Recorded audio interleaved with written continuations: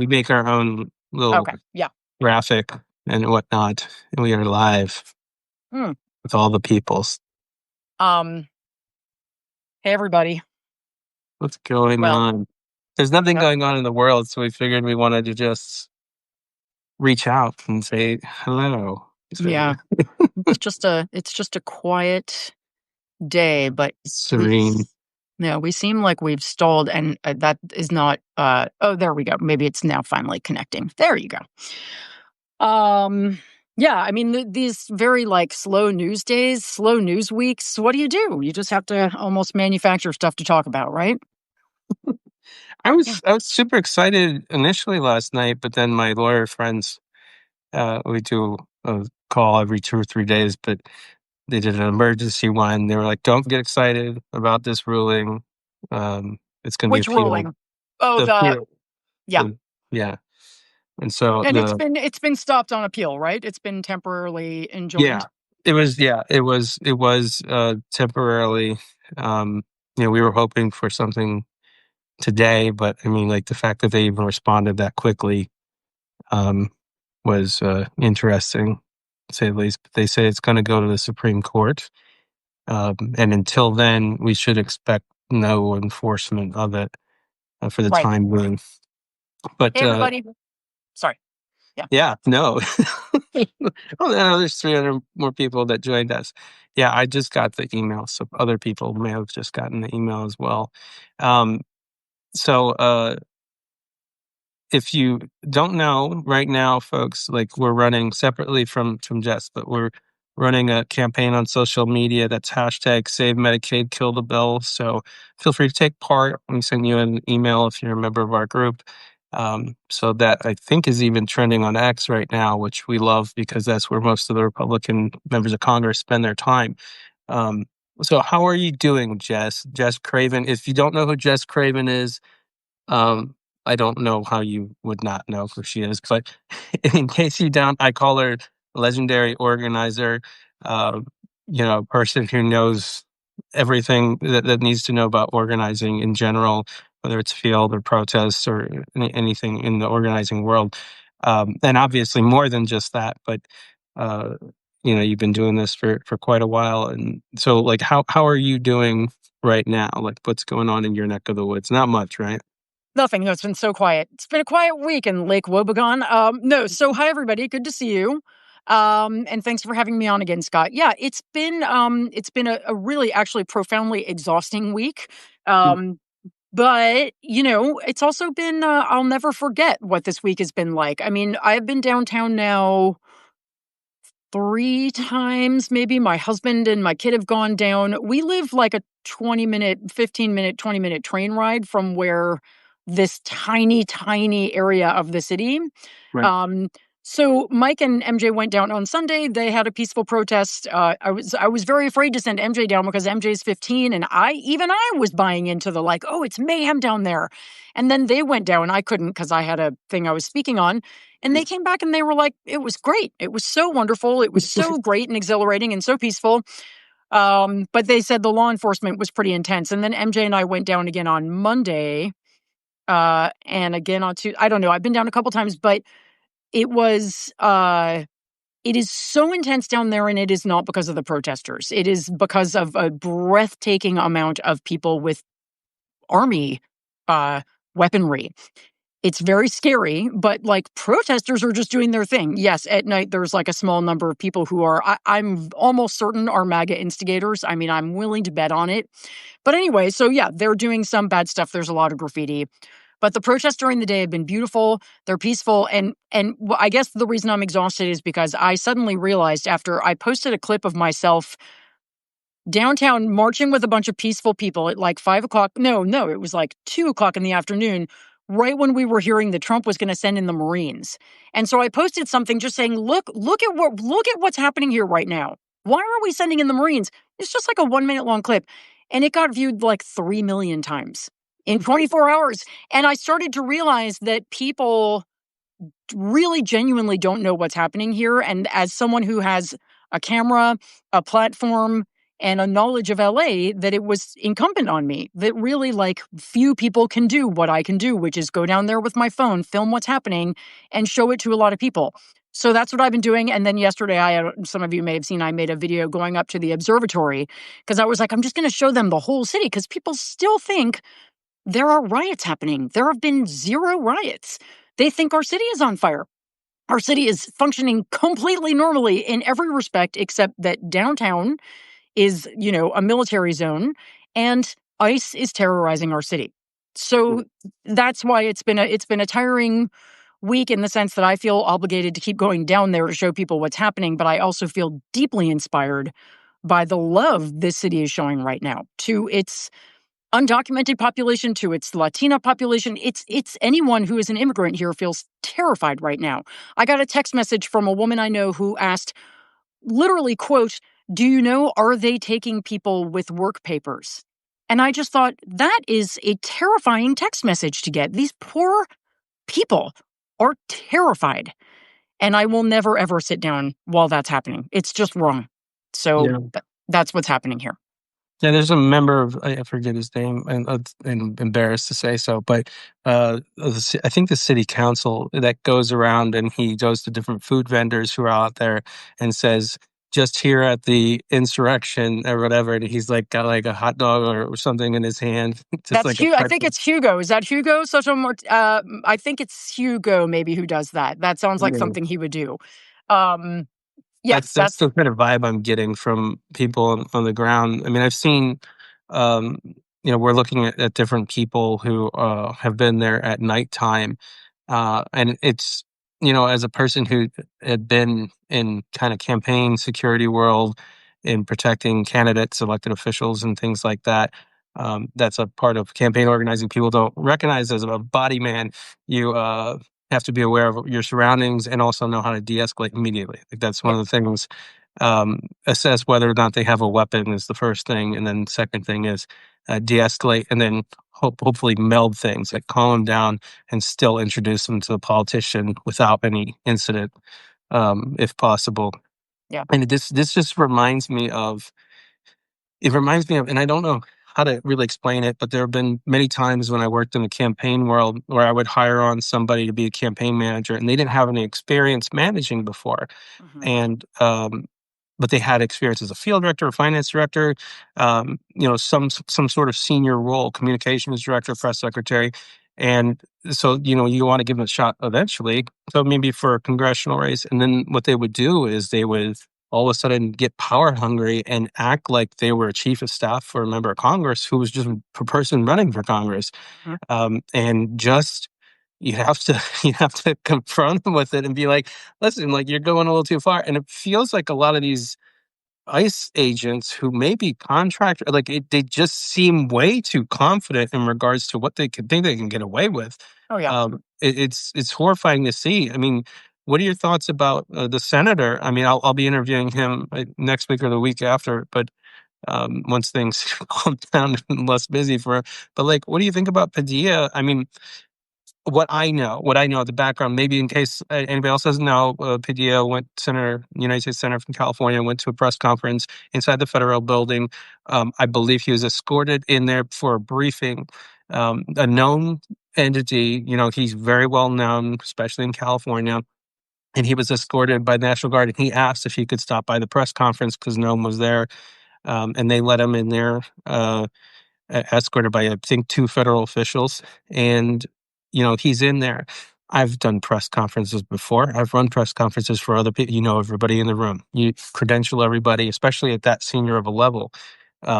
If you're Secret Service, you have a screening document of people who are going to be in the building that are of note that could drop by.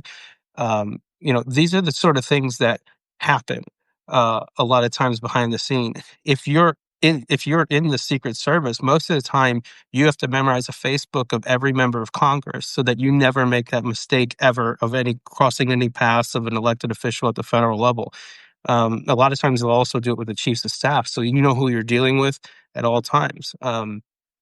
So, anyways, they slammed him on the ground, sort of like it's kind of like a push, and they basically arrested him, but he said he was not arrested or detained, but he was handcuffed. So, anyways, his staffer got images of this, and this all went obviously viral. In case you missed it, so long story short, he then spoke out, and so did Democrats in a very fiery way, and one of the best responses I've seen from them yet. But you're in California. What do you think about what happened? What happened there? My thought is it was they knew he was there, and Noam said something. This is a conspiracy theory, but no, I would guess that an elected, an official there would say, like, if he steps out of line, get him out of here. And that's what Yeah. I'm guessing happened because they were way too.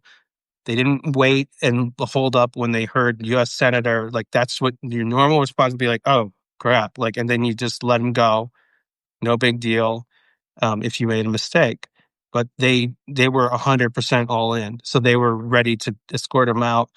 I don't know if they got a signal or a nod from Noam, but she could have easily stopped it, and she didn't, and she knows Yeah. who it is. Anyway, so what are your thoughts about the situation? That is the longest wind up to that ever. I just want to make sure that people, in case they missed it, they knew about the situation. Well, first of all, if you missed that, I would like to know how you what your social how you're doing that, because it was very impossible to miss yesterday. I mean, I try to not. I mean, there's a lot of stuff coming at us right now. So when I saw that, there was always this immediate reaction that I have of just like fear and upset and horror and like, oh my God, this is getting. There's like a fight or flight feeling that comes first. But I've learned enough to sort of go like, yeah, that's really scary. But this is outrageous. And it's not an accident that they chose a Latino California senator to do this too. Secondly, they are drunk with power right now. And so what they are drunk with power, but what drunk people do is they make a lot of really stupid mistakes. Right. And so this was a very stupid mistake. You can't do that under those circumstances in front of cameras and think that America's just going to go, oh, we love this for us. This is great. Especially the same week that polling comes out already showing that a majority of Americans now disapprove of Donald Trump on immigration, on deportation, and frankly, on everything. So they're already unpopular. And something that there's a great publication I subscribe to called Political Wire, and it's written by this guy, Tegan Goddard. And he said, Mhm. Trump is a weak president right now. He's not a strong president. He's a weak president trying to consolidate power because he's weak. And so our job is to keep calling out, pointing out, repeating, and amplifying the fact that he's weak. And this kind of thing is something weak people do, not strong. When you are afraid because your position is getting more and more tenuous, you do stupid stuff like this. This was stupid. It was destructive. It was undemocratic. It was something that should never take place in the United States.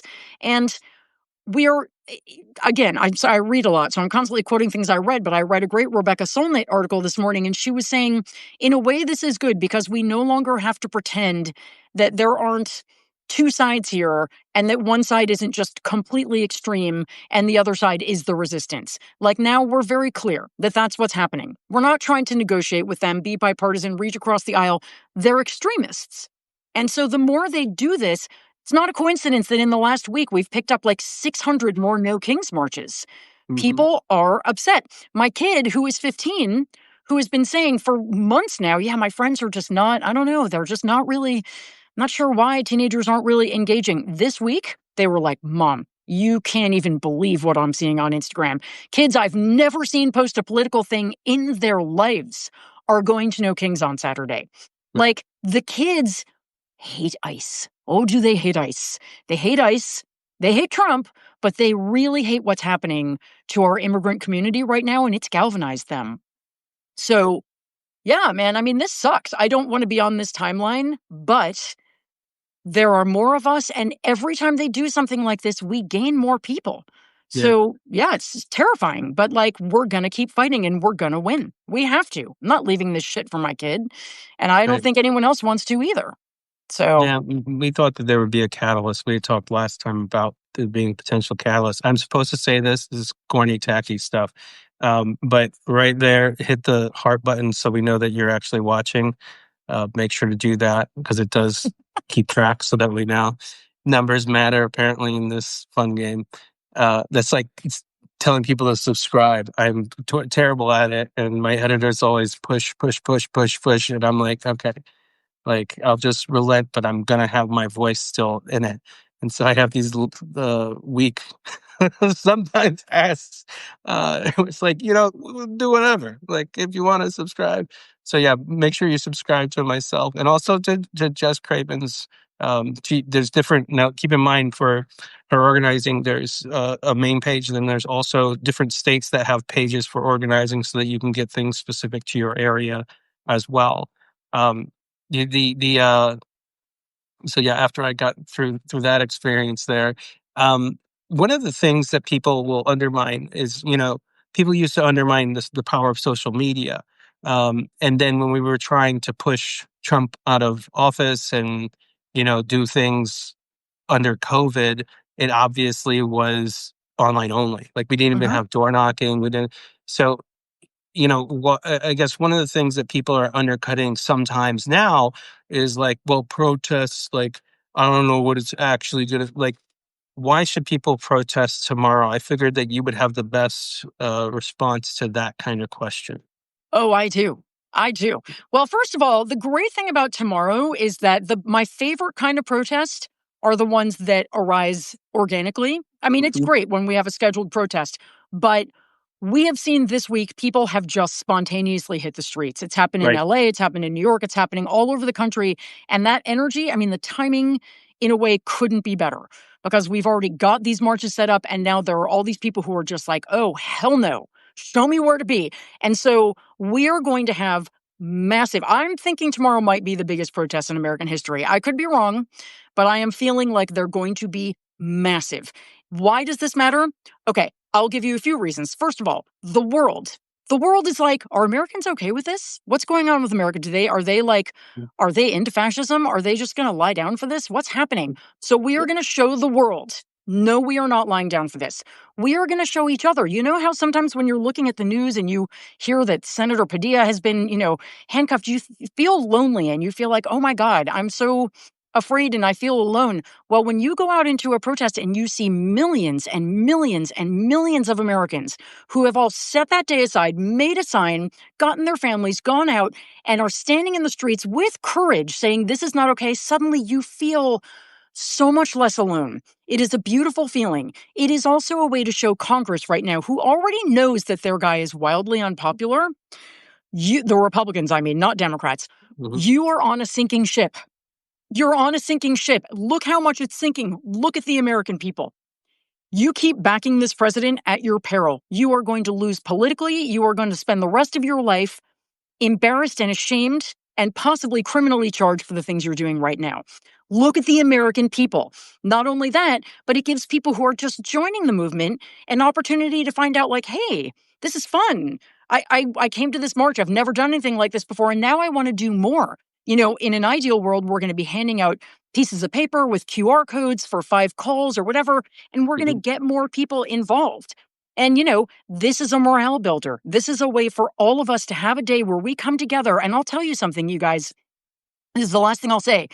Going down to downtown LA, I've posted a few videos now of this prayer vigil I went to and literally felt like we had to walk through a war zone to get there. Again, not a war zone of protesters, but men with giant submachine guns against buildings and tanks and walking through this empty city with it was a very scary experience. And then we got to this prayer vigil and there were just a couple thousand people. This was on Monday, I believe, just singing and talking about faith and community and how much we love our immigrant neighbors. And I left there walking on air and feeling powered up for like another month of fighting. Like it's so powerful. So come to these marches to allow the community to feel you and to fill you. And, we are going to join hands. We are going to keep marching forward. But when we are reminded of how big we are, it makes all the difference in the world. So there's literally not a reason I can think of not to go unless you physically can't. Um, and this will be in the history books. Like this march will be like the biggest marches that we study in history, this will be one. So you definitely don't want to miss it. It's going to be beautiful and it's going to be peaceful.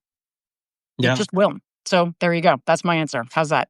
let me just say, Guardian, Rolling Stone, Fast Company, ABC News, NBC News, CBS News, and so on. Um, we've pushed on. I know how big of a deal it is for Trump about crowd size and whatnot, and it's made this obsession true in regards to corporate media. They haven't put the people on it, and so usually I wrap the numbers in a bow for them with links to every estimate for locals, news coverage on the ground, or video that proves it. Um, and whatnot. And so one of the things was like the lowest estimate for tomorrow. And my evidence that I presented to friends at different networks was millions, as Oh, in yeah. 2 million or more. And here's why. And so you just kind of show the biggest cities that there would be potential. And just based off those big cities on the lowest end, you're safe to say at least 2 million people or more will be presented. And so all of those publications I just named are now, they're not all because I presented it to them, but they are presenting it as millions to protest, Good. millions in the US expected to join.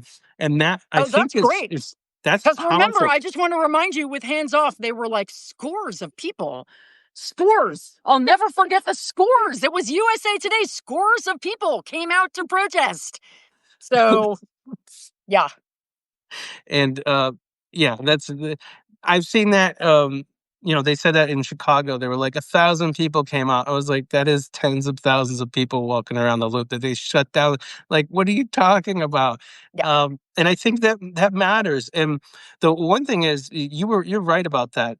If in case people think, okay, protest, la di da, like this does transfer into people being motivated to do more, and we do push people to not only vote, but we also push them to volunteer and to donate and to push more and to use their social media, reach out to their friends and family, talk to them on the phone, reach out to them via text, become active, share posts like from Jess's place, like my writing or the daily news blog, like things like that.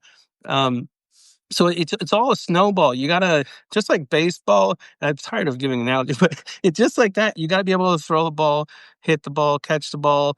Um, there's a lot of things that you have to do in order to get people to vote. And protest, really, that groupthink mentality really is powerful. And I think that's what we've all been, I guess, practicing. And this is kind of like the big game tomorrow. So if you are able to show up tomorrow, it's really necessary. But as I always say, uh, if you're not, amplifying things online is extremely important. And we need that too. If you're I'm not raising able to my hand. do, I'm raising my hand. I want to say something oh, else. yeah, go ahead.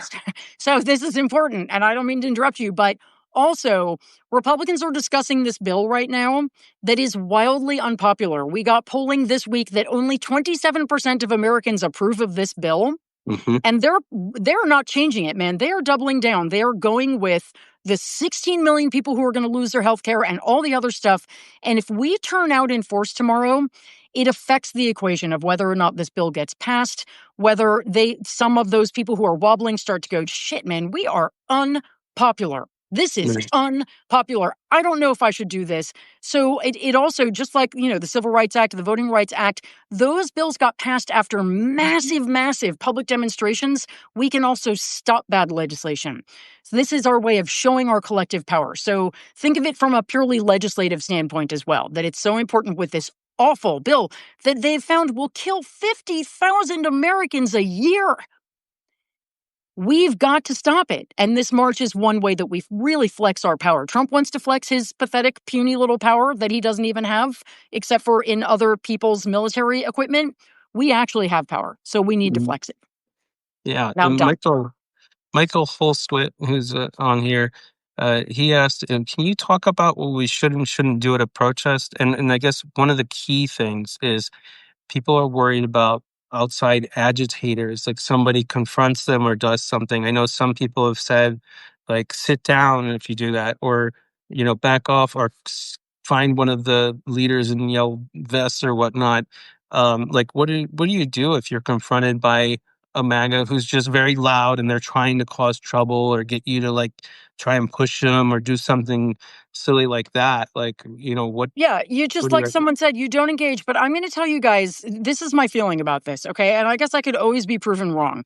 But right before every major protest, we have this wave of like, well, we're hearing that MAGAs are going to infiltrate this. I've heard this for every protest. We're getting credible reports that Right. the Proud Boys are going to show up. And look, it may be true. It has never, ever happened at any protest. And you guys, I've been to more protests than most that I went to one Tesla takedown, I believe it was, where there was a small group of counter protesters who showed up late. They stood off by themselves, and that was fine. Everybody I know who has seen counter protesters at a march, they have stayed on their side. And if you don't engage with them, they're just there.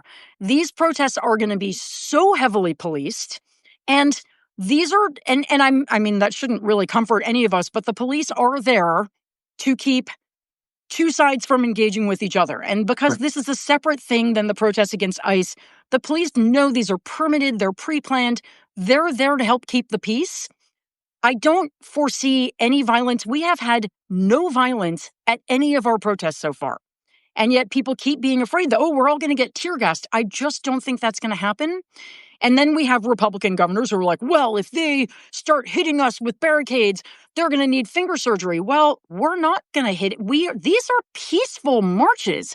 If you've been, people bring their dogs, they bring their kids, people sing, there are instruments and dancers. It is the most peaceful thing you can imagine. So I am going into it with an attitude of this is going to be peaceful and it's going to be beautiful.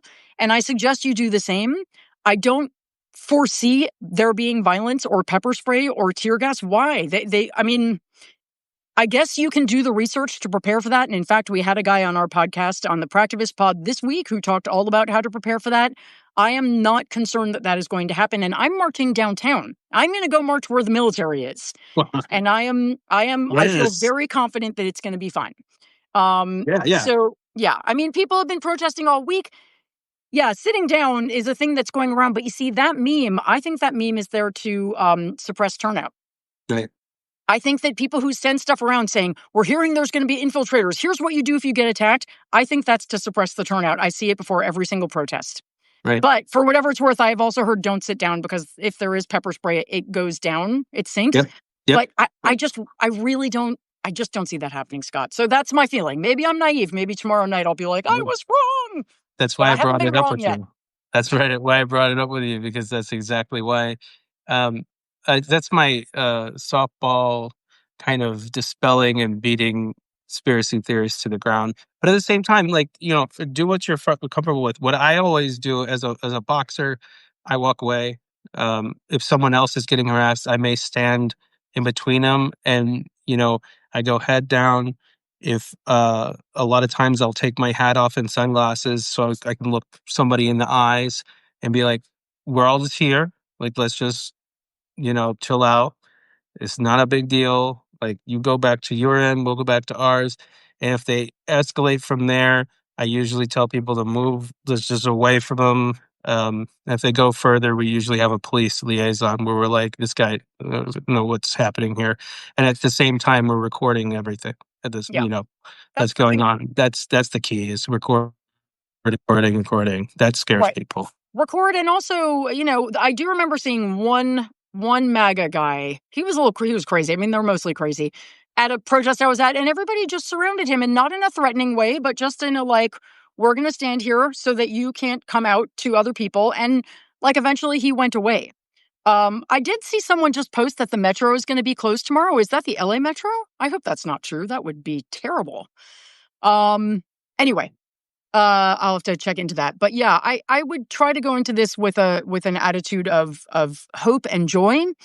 And if we're proven that that's not the best attitude, then we'll get that. We're not protesting in DC. That is the one place where there is no kings. Oh, Right. that's terrible. Because that was decided long before Trump started threatening people. Mm-hmm. So there's no protest there. But now I have to find another way of getting down to my protest because the metro is closed. That sucks. They stems from I remember it was January 2nd, and we met at the dog park in DC, some other community leaders, and we just were like it's writings on the wall, like, we already won the presidential. This looks extremely dangerous. It's driven by Marjorie Taylor Greene and others, and I was just like, there's nothing to prove at this point. This is looks like it's going to be extremely violent and well populated in the city center. It'll be closed off for months, and then obviously stuff got out of hand, and we started as a community. I lived off of North Capitol at that point, but um, you could see the billowing smoke coming up. But we had decided not to protest or counter protest that Mhm. day on January 6th, and we're really glad we didn't do that. Yeah. Yeah. Um, so it just was. There's pick your uh, peaceful battles of sorts where it's just not needed. I know that there's going to be a ton of people who want to show up and who will show up, and there's DC residents who are going to show up because they're like, they're not gonna I'm not gonna leave my own. But I think that it's crucial to go to Northern Virginia, go to Southern Maryland. Like, they have great protests in Bethesda, they'll have great protests in Arlington.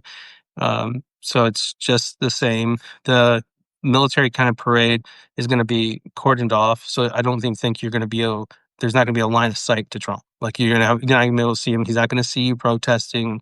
Um, you know, but I think there'll still be lots of numbers. I know that, who told me Michael Fanone is going down there because Trump threatens people, so whatever in that side comment.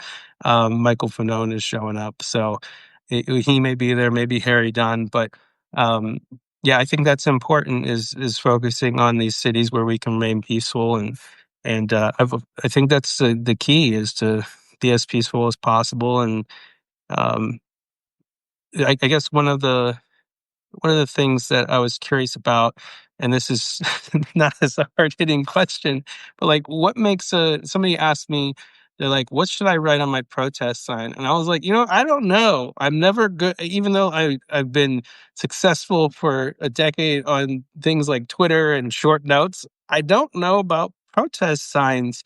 Mine I usually have is resist, or I'll have a resist flag that's like an orange large with the sun on it.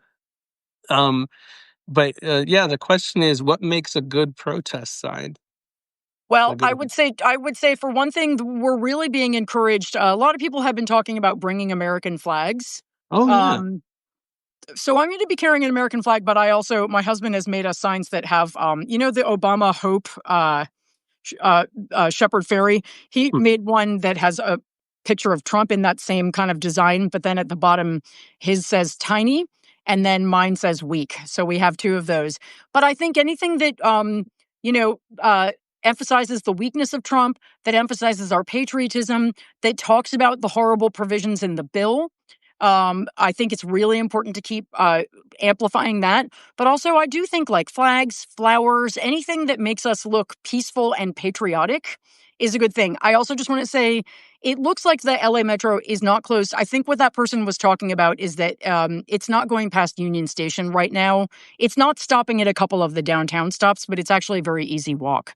So anyway, there's been quite a lot of discussion about that in the chat. But I think you all should make your own signs. I've seen so much creativity and brilliance in the signage.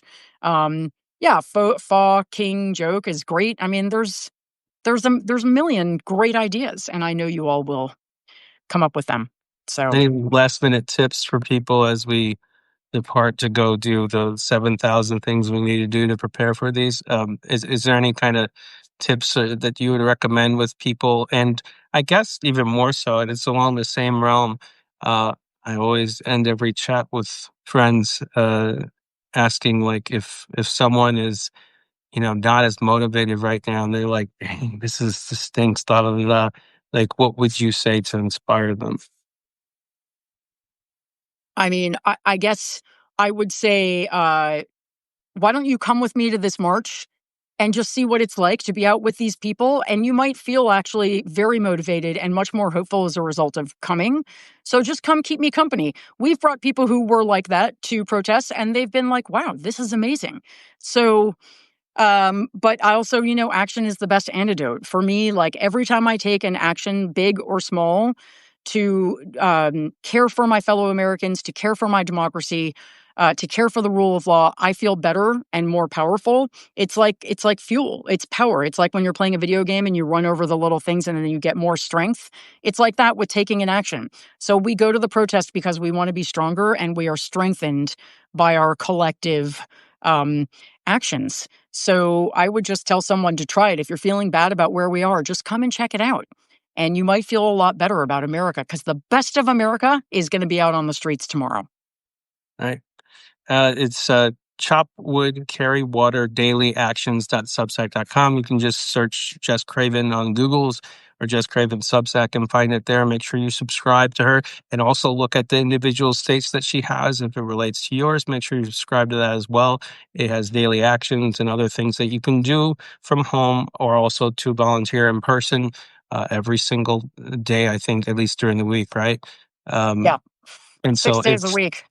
I don't trust many people. I trust Jess, and that says a lot because I really don't trust many people. Thanks, Scott. But yeah, it's thank you for all the work you do and everything you've put into this that have led to this moment. Um, it really makes a difference. I have to say this again. Don't forget to hit the like button at the bottom of the post, because my producer just texted me to say that again. So I'm saying it again. You happy, Sam? Thank you. So yeah, make sure you hit the like, subscribe to Jess. I'll have a link to her profile as well. If you missed any of this chat, it'll be posted later this evening. And everybody stay safe, be vigilant. And Jess, we look forward to hearing back from you about how the protests went online and everywhere else. I Thanks, appreciate Scott. your time. Thank you so much. I'll be posting video from Los Angeles on my socials, and let's all pray for a big, big thunderstorm in DC tomorrow. Woohoo! Living there so long, it has odd weather, and Yeah. we've had it so that it snowed we had 3 feet that time. I think they called it Snowmageddon, but and they were like, "You're gonna get like an inch or two," and it snowed for like 2 days. Another day, like I was at Nats Park, the baseball stadium, I think for Billy Joel. It was a cool concert, right? Um, and it rained for like 2 hours before that, and it was supposed to be clear skies. So it's just a weird weather, weird climate. It's a horrible place weather-wise. But Uh, I'm hoping for the forecast. Maybe if they say it's clear, don't assume that it's going to be clear. Most yeah. likely it would rain at that point. But yeah, I'm excited about it too. I think that would destroy this whole parade idea. For now, I'm going to be on to the next one. Um, Anyways, thanks. I'm always excited to talk to you. And Thanks for having me on, Scott. I really appreciate it. I love talking to you. I love your audience. They're great. See you guys later. Thank you for turning out tomorrow. And day at a time, we're going to get through this. onward. Onwards.